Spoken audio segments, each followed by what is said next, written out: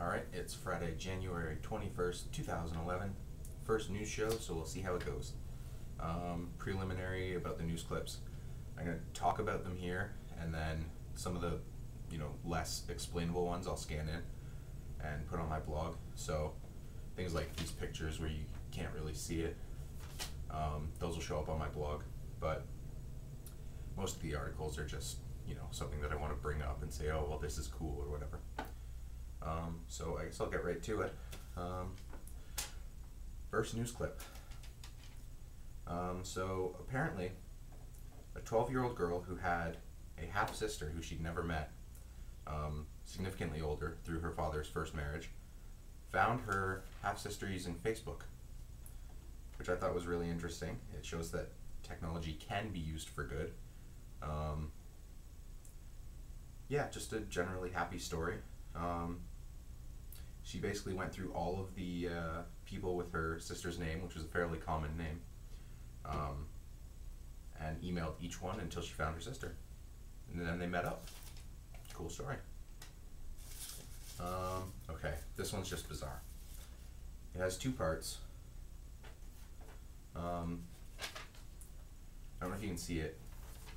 Surprise, Kinder Egg, a contraband. Yeah. So U.S. Border Patrol has been holding Kinder Eggs as contraband because they're a choking hazard, apparently.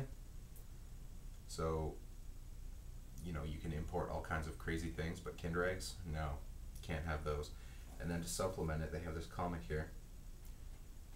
Once again, I don't think you can really see it. But it says, the system couldn't stop Launer from getting a gun, but it did stop him from getting a Kinder Egg. So, interesting point they're making there about the priorities of, what you can and can't have. This one's actually from Carleton's newspaper. I thought it was really interesting. A law professor at Carleton, George Rikakos, I don't know if I'm saying that right, made a graphic novel out of the Communist Manifesto, which I thought was a really interesting idea, and he's having it published, and it just really shows a sort of innovative way to teach about the things that everyone eventually has to learn about in university, making it more entertaining, more accessible, and bringing it to a wider audience. So kudos to him.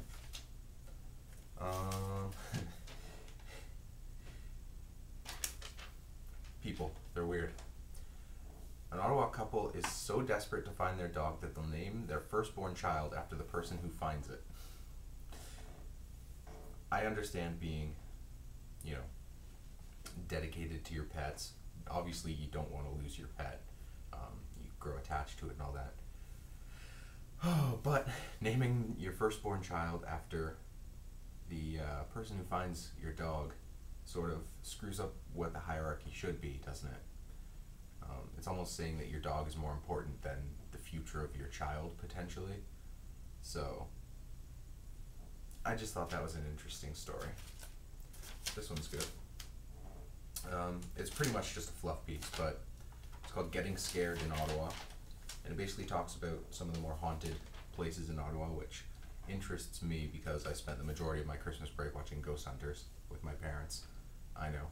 Anyway. Yeah, talking about local ghost hunters and places they go and suspected sightings, and I'd actually like to sort of check out some of these places if it were at all possible. See what I can, experience there. This one's one of my favorite ones. It's no secret amongst my friends that I don't really care for the Toronto Maple Leafs, but once again, I don't know if you can see it. But it shows a Vancouver Canucks saying Canada's junior team only showed up for 2 periods of hockey.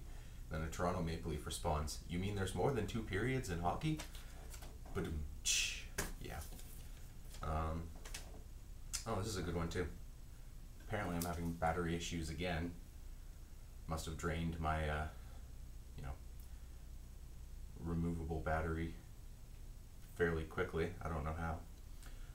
But anyway, I was saying, a bouncer at a German club was stabbed, but the interesting part about this is how he managed to survive the stabbing. He had a wallet in his chest pocket with 20 plastic cards in it that include credit cards, video rental cards, all that, driver's license. And it's interesting because they went around afterwards and they asked everyone that worked there, how many cards do you have in your wallet, that kind of stuff. And nobody had anywhere near 20 cards.